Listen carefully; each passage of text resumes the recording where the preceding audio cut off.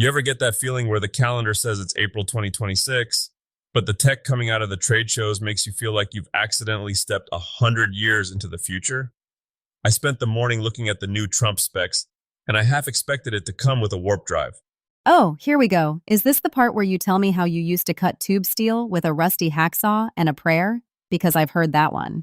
Not quite a hacksaw, but definitely didn't have a 9 kilobure fiber laser doing the heavy lifting. This new True Laser Tube 7000, she's a monster. We're talking about industrial scale speed on structural steel. It used to be that if you wanted to slice through thick-walled heavy aluminum, you'd have to take it slow or risk a mess. Now, this thing eats through it like a hot wire through a stick of butter. Nin kilowatts. That sounds like it draws enough power to dim the lights in 3 surrounding counties. Is that actually something the average shop is going to see, or are we just drooling over the industrial supercars again? It's the trickle-down effect. When the big manufacturing plants get this efficient, our lead times for raw materials drop. Speaking of which, Basic Metals is breaking ground on 42,000 square feet of new floor space. That's a lot of aluminum and stainless sitting closer to our front doors. It means the out-of-stock sign might finally stay in the drawer for a while. I'm all for things being in stock. But let's talk about the finishing side. You saw that Wagner Sprint 2 system? They're claiming it makes powder coating intuitive. Knowing you, intuitive usually ends with you covered in neon green dust. Hey, that was one time, and the exhaust fan was acting up. But look, the Sprint 2 Expert is actually pretty brilliant. It's built for the person who isn't necessarily a 20-year veteran of the finishing booth. It's got these controls that allow you to swap colors without feeling like you're performing open heart surgery. For a medium-sized shop, that's the difference between taking on a custom job and turning it away because the setup time is too punishing. So, less time faffing about with the equipment, more time actually making things look pretty. I can get behind that. But before you get too comfortable in the shop, let's look at the people actually running these machines. I saw the notes on the 2026 Global Skills Challenge. That really hit home for me. They were highlighting guys like Brandon. He's been an AWS certified welding inspector since the 90s. It reminded me of a stretch back in my early 30s when I thought the only way to get ahead was to weld faster. I was pushing myself to the point of burnout. And let me guess, the smarter, not harder epiphany struck? It was more like a my knees hurt epiphany.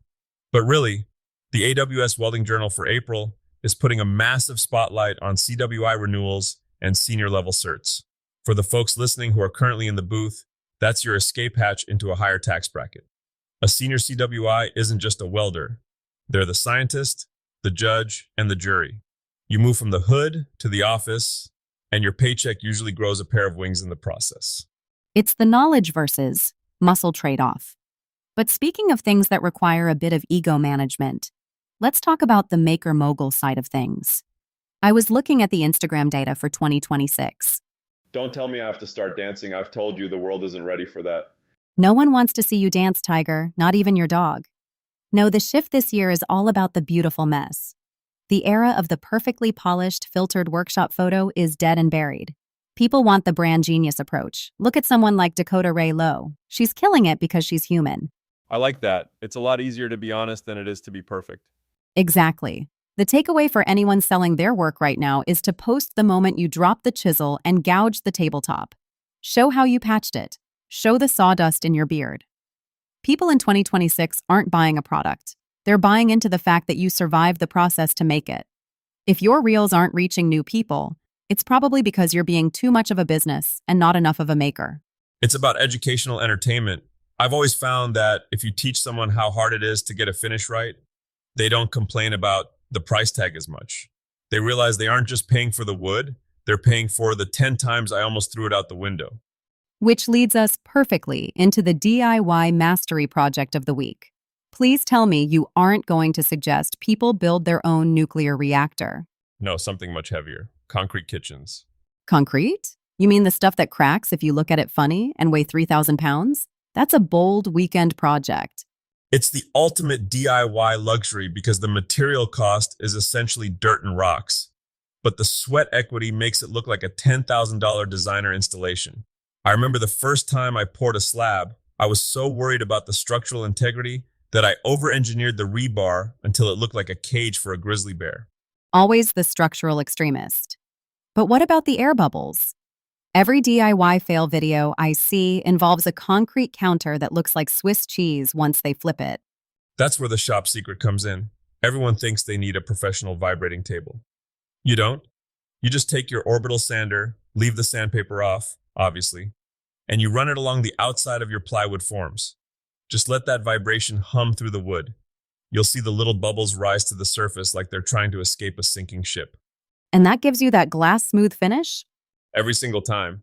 When you flip that slab out of the form on Monday morning, it's like Christmas. It's cold, it's smooth, and it's basically indestructible. It's a project that makes your neighbors jealous, which, let's be honest, is half the reason we do DIY.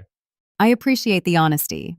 So, we've got 9 kilowatt lasers for the pros, inspection certifications for the grinders, authenticity for the sellers, and power tools masquerading as vibrators for the weekend warriors.